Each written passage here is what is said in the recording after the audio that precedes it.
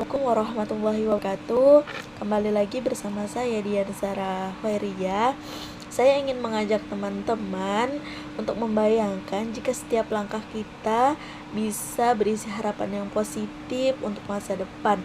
Lebih ke prioritas utama kita, yaitu terus mengembangkan pendidikan. Pada kesempatan kali ini, saya akan menyampaikan sedikit materi tentang topik, tema, kerangka, dan sintasi ilmiah.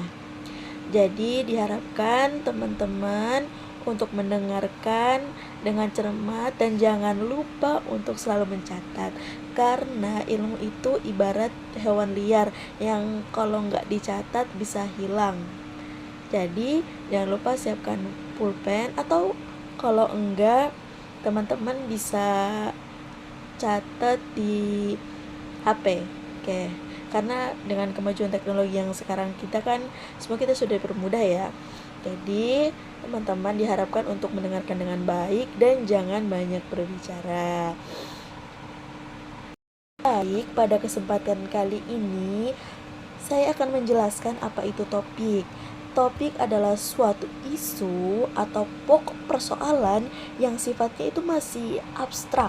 Pada dasarnya merupakan pokok pembicaraan yang keseluruhan tulisannya digarap sebagai landasan yang dapat dipergunakan seseorang penulis untuk menyampaikan maksudnya. Adapun penggunaan topik itu tidak perlu baru, tidak perlu yang terlalu laris, tidak kontroversi, tapi harus yang bermanfaat dan layak untuk dibahas. Selanjutnya ada tema. Tema adalah suatu inti cerita yang mengarahkan cerita dan menjadi gagasan utama suatu cerita. Oke, jadi tema juga itu memiliki fungsi, salah satunya sebagai arah dan fokus pada karya, sehingga unsur-unsur lain dalam cerita seperti latar belakang, tokoh, plot, itu semuanya bisa tergabung dalam elemen-elemen yang bentuk kesatuan harmonis, serta dapat membangkitkan emosi dan empati pembaca dan penonton. Dapat juga menjadi suatu penyampai nilai moral, pesan sosial. Selanjutnya untuk kerangka. Kerangka adalah suatu rencana teratur dalam pembagian penyusunan gagasan. Kerangka dibagi menjadi dua, yaitu kerangka topik dan kerangka kalimat. Gabungan kerangka itu harus ada huruf dan angka.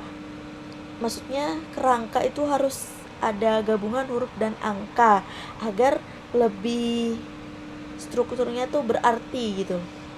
Selanjutnya itu ada sintasi ilmiah, yang kalau kita ketahui, sintasi ilmiah sendiri merupakan serapan dari bahasa Inggris yang berarti synthetation, yang memiliki arti jika di bahasa Indonesia kan menjadi mengutip suatu tulisan atau kata-kata atau pembicaraan orang-orang yang kata-kata itu dapat menginspirasi bagi yang mendengarnya.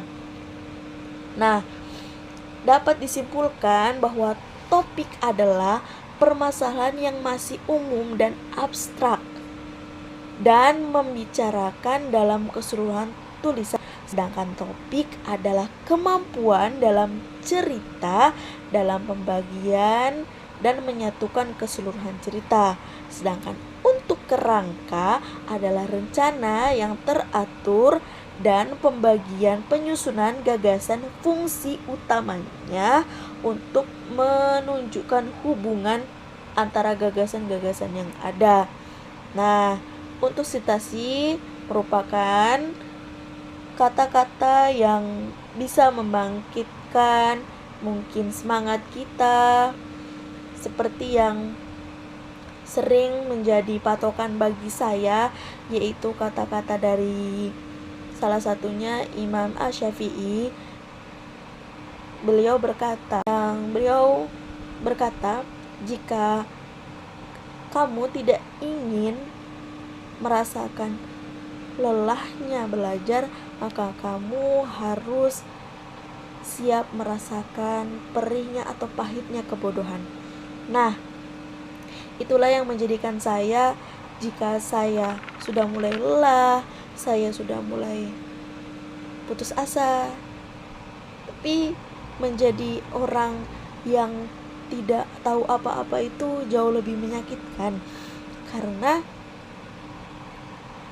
itu menjadi suatu hal yang tidak etis kita sebagai manusia yang telah diberikan akal gitu ya, agar selalu berpikir.